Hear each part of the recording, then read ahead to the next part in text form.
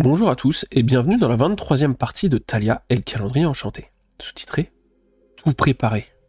J'espère que les parties précédentes vous ont plu et que vous êtes prêts à retourner dans l'imaginaire. La nuit menant au 23 décembre fut calme. Thalia et Iggy se posèrent quand même 1001 questions. Thalia se demandait quelles pierres, où les trouver, comment faire alors qu'ils doivent préparer à manger pour leurs invités. Puis d'ailleurs, ils vont faire quoi à manger? S'ils ne mangent pas de viande, mais s'ils ne mangent pas de légumes, ou encore peut-être qu'ils ne mangent que des insectes. Puis en fait, peut-être que... trop de questions. Thalia se tournait et se retournait, à la fois inquiète et impatiente. Iggy, de son côté, lui, se posait tant de questions qu'il finit par aller dehors regarder la lune. Qu'avait-il vu dans les yeux de Thalia? Un éclat de rubis? Peut-être un lien avec les yeux des gens? Mais c'est Arsveld qui avait des yeux rubis. Thalia n'avait jamais eu d'éclat comme ça. Peut-être un reflet de la puissance? Ou encore ce que Arsveld leur avait légué? Il avait tant de questions en contemplant la magnifique lune, qui avait des reflets bleutés et rouges selon les endroits. Un spectacle à couper le souffle. Il fut rejoint par Gideon. Ah, toi aussi tu as du mal à dormir? On dira ce qu'on veut, mais ici, le ciel est magnifique. Oui, je trouve ce spectacle vraiment reposant. Savoir que quoi que l'on fasse, il sera toujours là, et quelque chose qui m'apaise. J'aime beaucoup venir ici, observer la lune et la nuit. Comme tu dis, c'est à la fois apaisant et ressourçant. Et parler au clair de lune me rappelle ma jeunesse et certaines de mes précédentes aventures. Ah oui?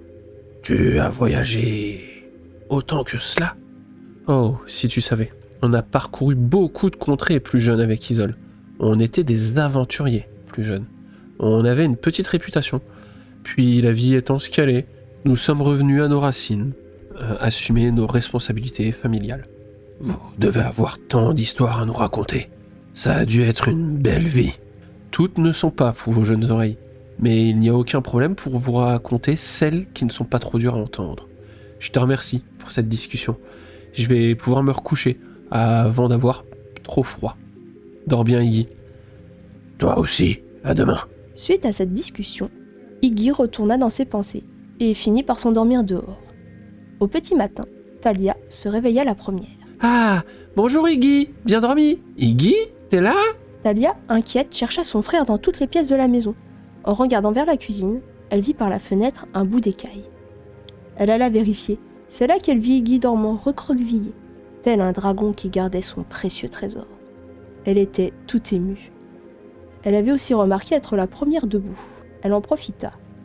Certes, elle allait beaucoup travailler aujourd'hui, mais elle voulait préparer quelque chose pour le petit déjeuner de ses parents.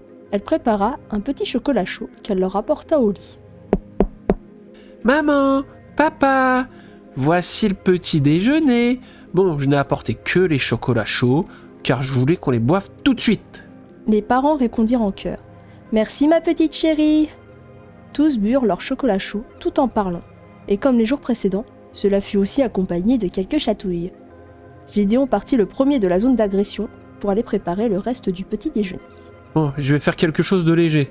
On va cuisiner toute la journée, ça peut nous dégoûter, hein. Les filles continuèrent de chahuter quelques minutes. Gideon revint avec la suite du petit déjeuner. Voilà, dis, Thalia, tu sais ce que tu veux faire? Car il y a plein de monde, et ça va être dur de contenter tout le monde. Te connaissant, je sais que tu y as déjà réfléchi. Très bonne question, papa. J'aimerais faire à manger pour tout le monde et en même temps un petit cadeau pour tout le monde. Mais c'est trop dur de tout faire dans la même journée. Puis en plus, ils mangent tous des choses différentes. Comment faire pour tous les contenter? Tu ne pourras pas contenter tout le monde. Par contre, tu peux faire 2 ou 3 choses différentes pour laisser du choix. Et ça montre qui tu es et ce que tu aimes. Moi, je pense déjà à des brochettes de champignons, car je te vois tout le temps en manger. Ah oui, trop bonne idée, maman. Moi, je pensais à des crêpes, car tu adores ça aussi, et on peut en faire plein. Oh oui, c'est vrai, c'est bien ça. Et j'avais pensé à faire des sablés, moi. On pourrait faire des formes différentes, des étoiles, des cœurs. Pendant la conversation, Iggy commençait à se réveiller tout doucement. Puis il arriva dans la cuisine et prit la parole. Bonjour. De ce que j'ai entendu, ça me semble appétissant, tout ça. Comment est-ce que je pourrais aider? Moi aussi, je veux participer, mais c'est difficile avec mes potes. Tu feras griller les brochettes de champignons et on pourra même essayer de griller quelques sablés, ça peut être rigolo. Hein. Par contre, avant tout ça, Iggy, ça te dit? On va relire un coup le livre avant de s'y mettre? Bonne proposition. On aura peut-être enfin la réponse à toutes nos questions. Suite à cet échange et ces propositions de repas, les enfants partirent dans la chambre pour essayer de déchiffrer les derniers mystères entourant la prophétie. Ils purent y lire les choses suivantes.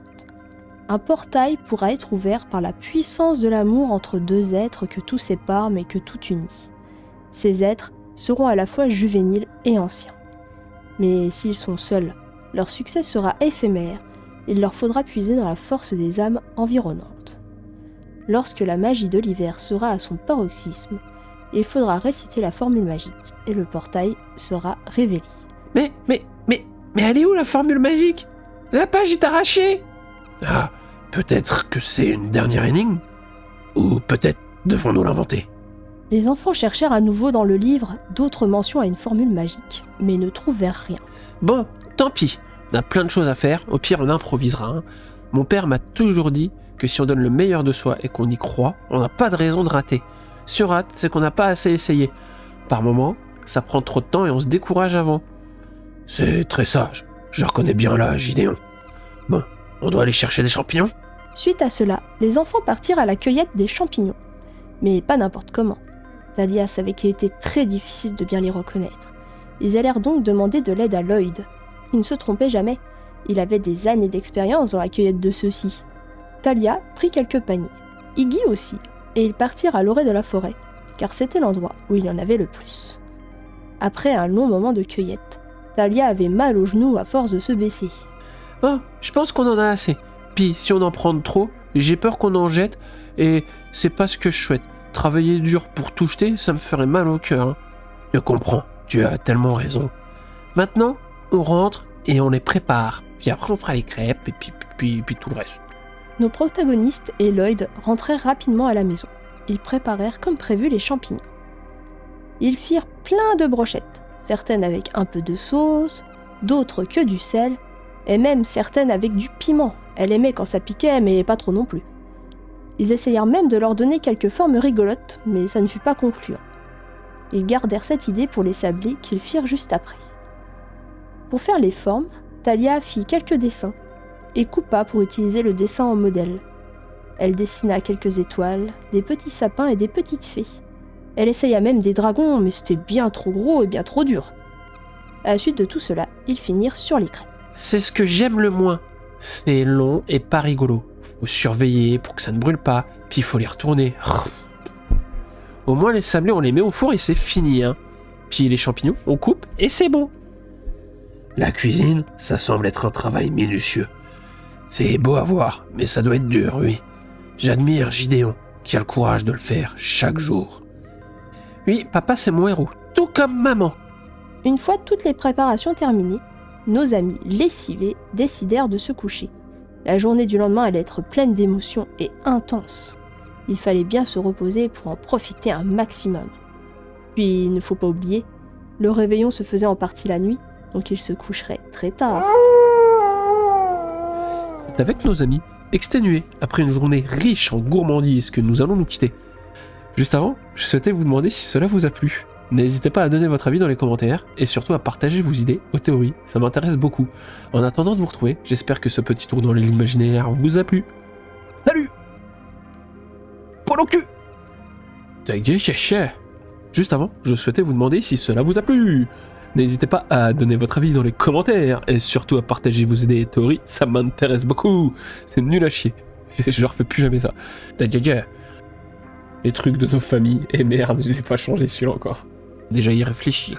Te connaissant, je pense que tu as déjà pipi de chaque. Ou peut-être qu'on doit inventer quelque chose. C'est quoi cette voix? Ou peut-être Ou peut-être qu'on doit l'inventer. Ou peut-être devons-nous l'inventer. Maman aussi c'est mon héros.